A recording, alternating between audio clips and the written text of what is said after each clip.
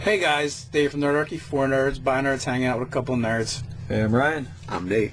And Eric had emailed us at nerdarchy@gmail.com. And I'm sorry, what was that email again? nerdarchy@gmail.com. No, and basically he runs an annual game for either around Thanksgiving or Christmas for his daughter and his nephew. And he wanted some suggestions about tropes for holiday games. Tropes for holiday games. Well, we could talk all about that. But before we get into any of that, there's Nerdarchy, the newsletter, which you can sign up for down in the description below here. You'll get some exclusive GM tips, find out how you can get your chance to play with Nerdarchy, and back to our regularly scheduled content. Right. So, we've all stolen over the years tons of things from popular culture. Which I think that's where the holiday tropes really kind of fall. Yeah. Like he listed a bunch of examples, and they were all basically like holiday cartoon specials and stuff like that. And but even beyond that, like you've done Little Shop of Horrors. Yeah, I've taken some pop cultural stuff. I've adapted The Grinch Who Stole Christmas, which a later, more commercially available version of that will be available shortly through us, through our website. You can put a link down below. But I did basically a take on The Grinch Who Stole Christmas, and it plays through as a D&D RPG adventure. And there's like tons of fodder for this kind of stuff. Throughout, my childhood, really. Yeah, it feels like the old stop motion Rankin Bass stuff, which I love. Like that stuff is so like hokey and cheesy, but like so cool. Like they had the Heat Miser and the Frost Miser, like those two rival things. So you have two rival factions that you have to make peace between, right? It's like they could easily be frost giants and fire giants, or whatever, or elemental creatures. And and I may have that in the pipeline as well to adapt down the line. And the end of my adventure. What's the winter guy? The winter guy. You know who I'm talking about? Yeah, he's kind of like a winter warlock type of guy. Yeah. Like that was a big one that came up. Like it's almost these guys were smoking dope and playing D&D, and then they came up with these specials. I think the Island of Misfit Toys. Like there's so many good stuff.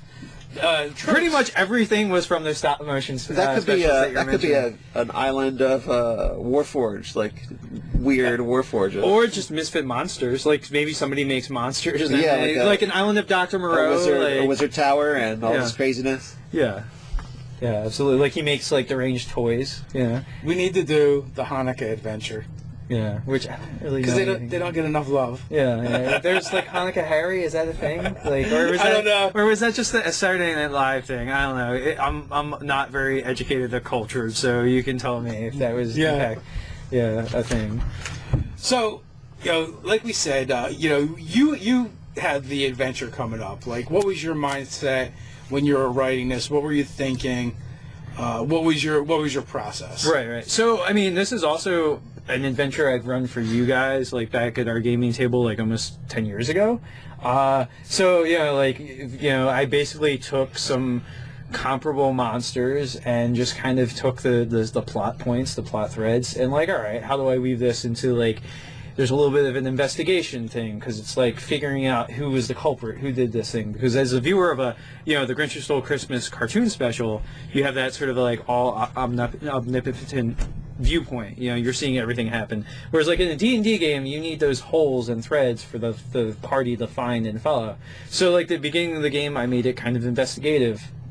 I put the Father Winter, right? Isn't he's like the Santa Claus, right? Right. So I did adapt it. I made it Father Winter's Day to make it non of this world, like to make it into our own fantasy world.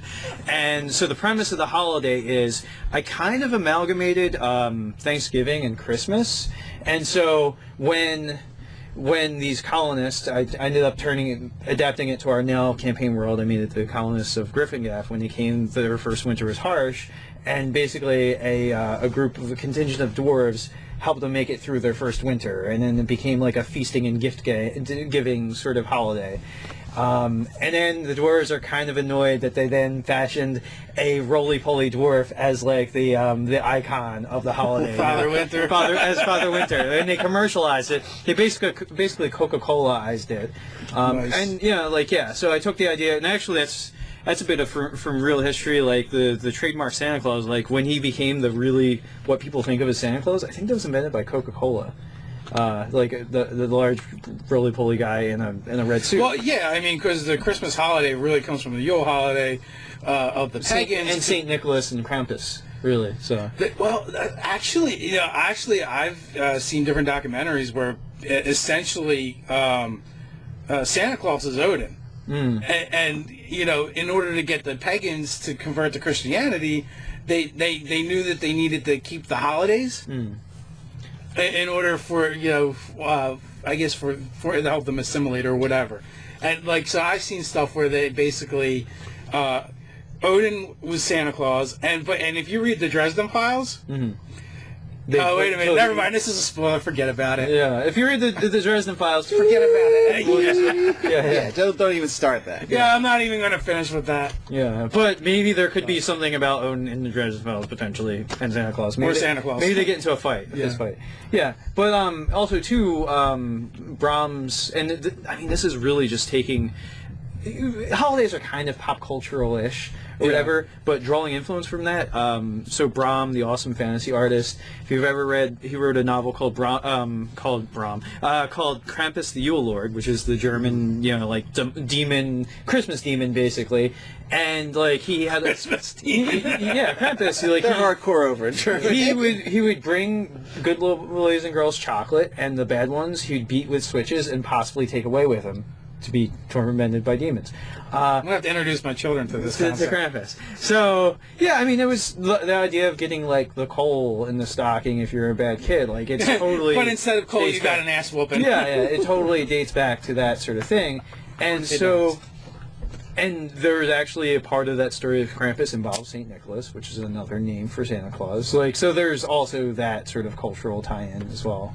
Now I want to do a Thanksgiving themed one. Yeah. And totally do the Great Pumpkin, Charlie Brown. But so Halloween and then Thanksgiving. What are you doing for Thanksgiving then? No, isn't. Oh wait a minute, the Great Halloween. Pumpkin. That's Halloween. Totally Sorry, Halloween. that's totally Halloween. Never mind. We shifting holidays. But Halloween, you can totally do any sort of horror game is appropriate for it. So there's that. Well, yeah, but spooky legend stuff. But I feel like some of the iconic, the Headless Horseman or something like that. Yeah, there's definitely those kind of tropes you can take from. I don't know if it was a game if it was something I had planned on running or if I actually ran it, but I was going to do a ghost carriage. Yeah. And then have something to do with two lovers that get murdered or something along those lines, and then have this annual thing where this ghost carriage appears and haunts the town on the night of their murder or whatever, and just have it around that Halloween season or whatever. We just had a bunch of Halloween games. Really, Ted ran one, I ran one. Yeah.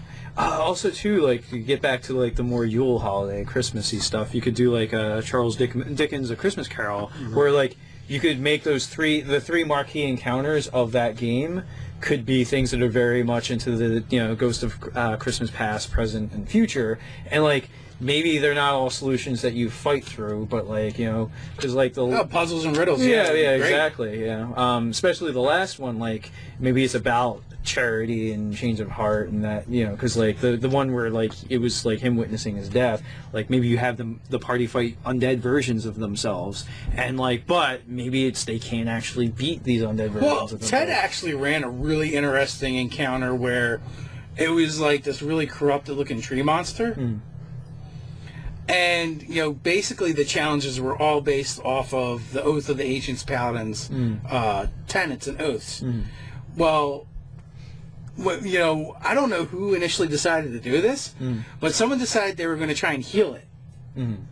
Instead of kind of a smart play for things that are undead anyway, because positive, negative energy. Yeah, but it was a plant thing. It was a plant thing. But it looked kind of corrupted, right? So, and what happened was, as they healed it, it kind of sucks some of the corruption out of it. Now, mind you, it's trying to murder us while we're doing this the whole time. So we all decided that we're going to keep healing it until we do, and it actually beautifies it, and then breaks it free from this corruption, and releases this beautiful fey creature. Then grants us boons or whatever.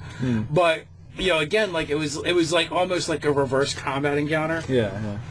Right. Well, at least on our part, because it was trying to whoop the shit out of us. To death. Yeah. We healed the crap out of that monster.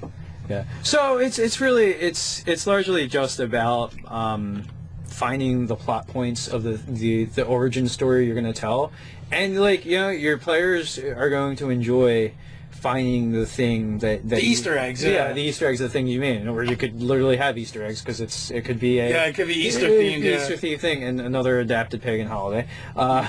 So yeah. You could just follow, like the trail of like you could have this deranged bunny monster that's terrible, and also that gives you some leeway to do the Monty Python sort of thing, like this rabbit that just murders things, on top of that. So lots of fun things to be had with that. So I would really like to hear from you guys in the comments below on anything you've adapted, especially holiday tropes that are not Halloween, because Halloween is like fish in a barrel. Yeah. Fish in a barrel. So let us know in the comments below. While you're at it, like, share, and subscribe. You can check us out over on Instagram. Just check us out over at nerdarchy.com. So until next time, stay nerdy. Stay nerdy.